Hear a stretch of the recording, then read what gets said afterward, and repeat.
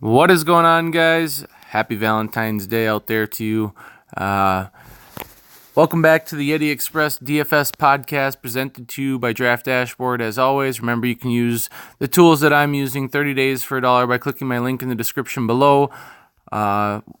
Yesterday was kind of a weird day. We had like 4 guys that were 10x. Jeff Teague, Pascal Siakam, Jordan Clarkson, and Otto Porter. Like, it was one of the highest scoring nights I've seen in a long time. Like, I put up a 300 and I wasn't close to the money, so whatever. I mean, it is what it is. NBA cheat sheet.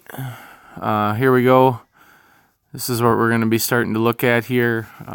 Paul George is probably the stud that I want the most. But here's the cheat sheet for those of you that always ask me for it. Position optimizer, point guard today. I like Kadeem Allen. He's a guy that plays about 25 to 28 minutes off the bench for New York. I hate playing New York Knicks. I say that all the time, but in this circumstance, on a 3-game slate with the worst defense, I think you have to get a couple Knicks. I hate the Knicks. I hate Damon Fizdale, but there's not a whole lot we can do about it on a 3-game slate. Kadeem Allen just matches up really good. He's got a 100 rank. He's got a good value, 4,200. Worst defense, worst against the position. Kadeem Allen's my point guard. Shooting guard, I went to Drew Holiday.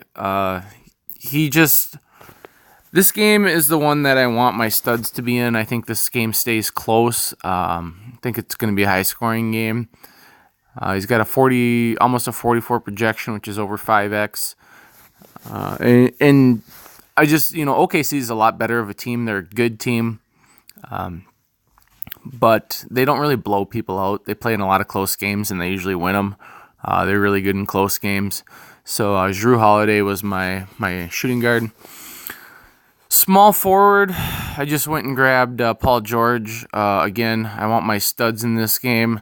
Here's the recency for George, 87, 69, 48, 60, 54. Against them, he's been over 50 almost the last 4 games. So Paul George ranks well. Good matchup. Give me all the Paul George.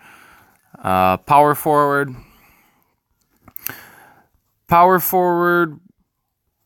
I went with Anthony Davis.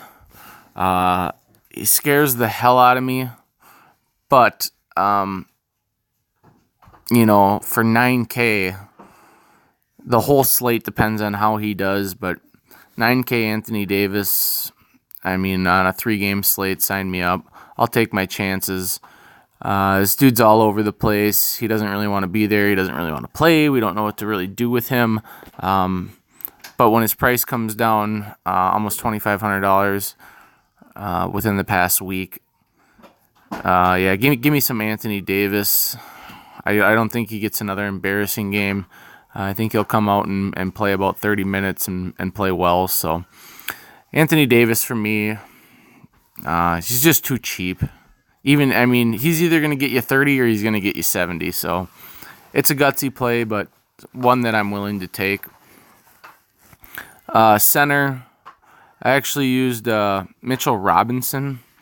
Mitchell Robinson's a guy that just plays really well. He's given a lot of opportunities. He's really been thriving for the Knicks since DeAndre Jordan has came over, and that's what they want him to do. They want him to learn from some of these other players. They tried to do that with Cantor, and it just became a headache because Cantor's way too good to play the amount of minutes that he was.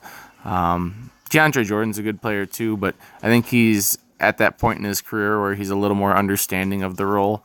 I think he likes to understand that his career is kind of winding down, and he may be a role player for the next years to come. He's no longer a star, in my opinion.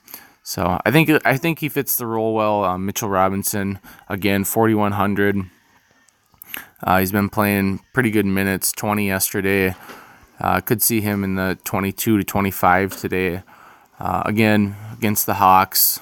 It's just a good spot for him. We'll get into the lineup optimizer here. I'll show you kind of what I ran out.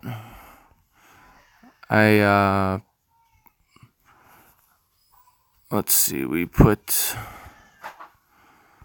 George there, we had Knox here, we had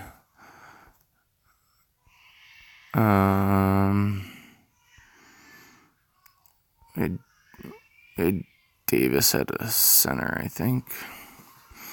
Davis, Robinson, I